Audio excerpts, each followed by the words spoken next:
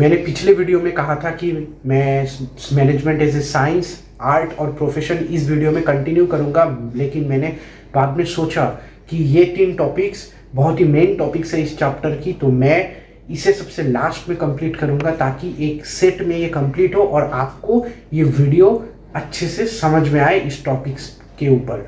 सो इस वीडियो को हम लोग सबसे लास्ट में कंप्लीट करेंगे, लेकिन अभी हम लोग शुरू करेंगे इम्पोर्टेंसेस ऑफ मैनेजमेंट से। पिछले वीडियो में मैंने इम्पोर्टेंसेस ऑफ मैनेजमेंट का टॉपिक जो है वो पढ़ाना मैं भूल गया, इसलिए आप सभी को सॉरी। सो इस वीडियो में मैं पहले starting he importances of management से शुरू करता हूँ।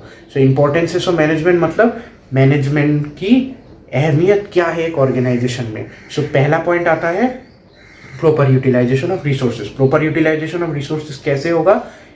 अगर एक मैनेजमेंट ऑर्गेनाइजेशन का अच्छा हुआ तो वो देखेगी कि पहली ह्यूमन रिसोर्स और फिजिकल रिसोर्स एक ऑर्गेनाइजेशन की फुल्ली यूटिलाइज हो रही है कि नहीं। अगर नहीं हो रही तो मैनेजमेंट अच्छी नहीं है उस ऑर्गेनाइजेशन की, मतलब स्ट्रांग नहीं है। दूसरा पॉइंट आता है better quality goods. Better quality goods एक ऑर्गेनाइजेशन का कैसे होगा? या तो आप क्वालिटी पे ध्यान दें और दूसरा चीज़ कॉस्ट ऑफ प्रोडक्शन आप कमाते रहे। जितना कॉस्ट ऑफ प्रोडक्शन कमेगा उतना ही बेटर क्वालिटी गुड्स बढ़ता रहेगा। तीसरा पॉइंट है आपका इंक्रीजिंग प्रॉफिट्स। एक ऑर्गेनाइजेशन इंक्रीज अपना प्रॉफिट कैसे करेगी?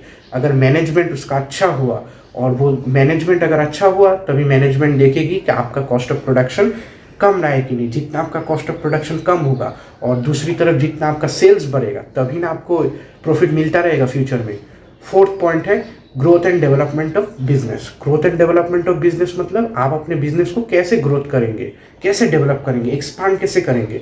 सो मैनेजमेंट ही एक जरिया है जो 2 चीज़ों को देखती है। मैंने पिछले वीडियो में कहा था 5 पांडव। 5 पांडव में आते हैं प्लानिंग और कंट्रोलिंग। अगर प्लानिंग और कंट्रोलिंग एक ऑर्गेनाइजेशन का अच्छा रहा तभी ग्रोथ एंड एक्सपांशन एक बिजनेस का होगा। फिफ्थ पॉइंट है help in achieving business objectives. Business objectives कैसे अचीव होगी? मैनेजमेंट ही एक जरिया है जो ऑर्गेनाइजेशन को अपने ऑब्जेक्टिव्स याद दिलाते रहती है, तभी एम्प्लॉयज़ को लगता है ना हम लोग को भी करना है, क्योंकि ऑब्जेक्टिव्स अगर नहीं फोड़ेंगे तो गोल्स अचीव नहीं होगा। अगर गोल्स अचीव नहीं होगा तो ऑर्गेनाइजेशन को कुछ भी प्रॉफिट नहीं मिलेगा। सिक्स्थ लास्ट एंड पॉइंट है सोशल बेनिफिट्स। सोशल बेनिफिट्स मतलब ऑर्गेनाइजेशन, जो कि एक ऑर्गेनाइजेशन है, अपना सोसाइटी के प्रति क्या स्वभाव है उसका। सो अगर मैनेजमेंट अच्छा हुआ उस ऑर्गेनाइजेशन का तो वो देखेगी कि सोसाइटी में सब क्वालिटी अच्छे, मतलब अच्छे क्वालिटी के गुड्स जा रहे हैं कि नहीं, और उनका जो दाम है मतलब प्राइस लेवल हमेशा ठीक है कि नहीं। ये सब के अंतर्गत ही आता है इम्पोर्टेंसेस ऑफ मैनेजमेंट। ये 6 पॉइंट अगर ठीक से हुआ तभी एक ऑर्गेनाइजेशन अच्छा गोल्स अचीव करेगी और फ्यूचर में गोल्स फोड़ेगी भी प्लस प्रॉफिट्स भी कमाएगी। सो दूसरा टॉपिक जो हम लोग पढ़ने जा रहे हैं वो है इफेक्टिवनेस और एफिशिएंसी का डिफरेंस।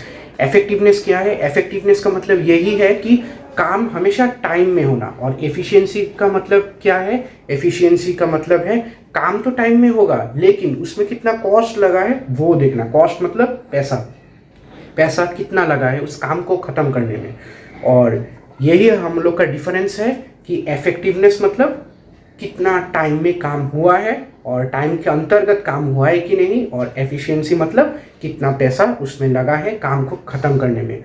और दूसरा पॉइंट आता है इफेक्टिवनेस में it is concern with and result. And result मतलब काम टाइम पे हुआ है कि नहीं वही वो देखती है, और एफिशिएंसी में होता है it is concern with cost benefit analysis. Cost benefit analysis मतलब कितने पैसे में इस काम को पूरा किया गया है। और तीसरा पॉइंट आता है इफेक्टिवनेस में it is a multi dimensional concept. Multi dimensional concept and it cannot be measured by a single criteria. इसका मतलब ये है, ये जो इफेक्टिवनेस जो है ये मल्टी डायमेंशनल कॉन्सेप्ट है। मल्टी डायमेंशनल मतलब बहुत बड़ी कॉन्सेप्ट है और इसको एक सिंगल क्राइटेरिया से मेज़र किया नहीं जा सकता। और एफिशिएंसी में आपका आ जाता है it can be measured by cost benefit analysis, जो मैंने दूसरे पॉइंट में कहा था। कॉस्ट बेनिफिट एनालिसिस क्या है? कॉस्ट बेनिफिट मतलब इसका कितना पैसा इस काम को करने में पूरा लगा है। सो इसको इजीली कॉस्ट बेनिफिट एनालिसिस से पूरा किया जा सकता है।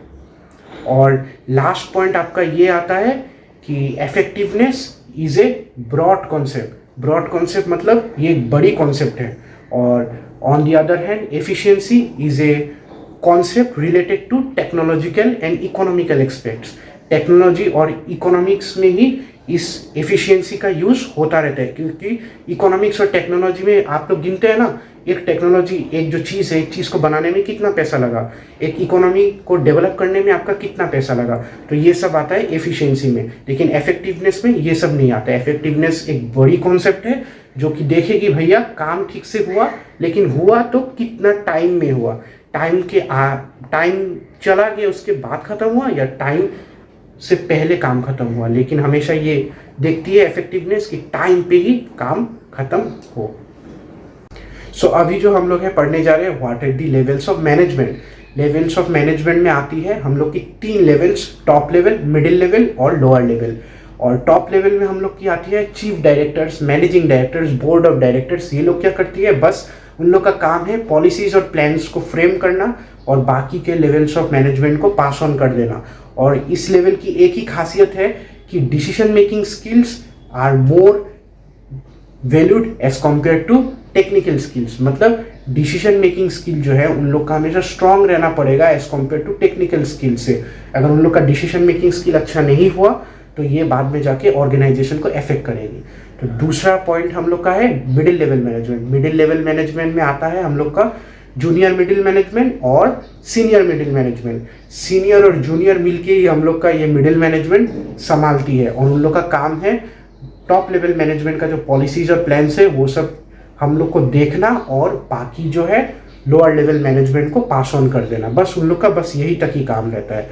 और लास्ट में आता है लोअर मैनेजमेंट, या तो उन लोग को ये भी कहा जाता है ऑपरेटिंग लेवल मैनेजमेंट। उन लोग का क्या काम है मालूम है, उन लोग में बस हेड में सुपरवाइजर, सुपरटेंडेंट्स ये सभी रहते हैं। उन लोग का काम है कि एम्प्लॉयज ठीक से काम कर रहे हैं कि नहीं ये सब देखना, और एम्प्लॉयज का भी कोई भी अगर प्रॉब्लम हुआ, कोई भी काम करने का दिक्कत हुआ और उन लोग का रिजल्ट्स सीधा टॉप लेवल को बताना। और इन सुपरटेंडेंट्स और सुपरवाइजर्स का कनेक्शन जो है लोअर लेवल का, वो सीधा टॉप लेवल के साथ उन लोग का लिंक रहता है, ताकि कोई भी अगर प्रॉब्लम फेस की जाए एम्प्लॉयज द्वारा तो वो सीधा ये प्रॉब्लम्स सीधा टॉप लेवल को बता सकते हैं। सो आज का लास्ट टॉपिक हम लोग का रह गया है कोऑर्डिनेशन और कोऑपरेशन का मीनिंग। मैं आपको सिंपली बताना चाहूँगा सिंपल तरीके से कि कोऑर्डिनेशन में क्या होता है, आपको मैनेजर ऊपर से ऑर्डर देती है कि आपको साथ में काम करना है, और ये हमेशा फॉर्मल रिलेशनशिप में आता है। और दूसरा है कोऑपरेशन। कोऑपरेशन मतलब the willingness to do the activities by ourself. मतलब जब आपको कोई काम आपको कर नहीं पा रहे हो, आप तब दूसरों से मदद लोगे ना, तो यही बन जाती है इनफॉर्मल रिलेशनशिप। सो इसे ही कहते हैं फॉर्मल और इनफॉर्मल रिलेशनशिप का डिफरेंस, और यही बन जाती है कोऑर्डिनेशन और कोऑपरेशन का बिग डिफरेंस, कि coordination is always based on formal relationship whereas cooperation is always based on informal relationship.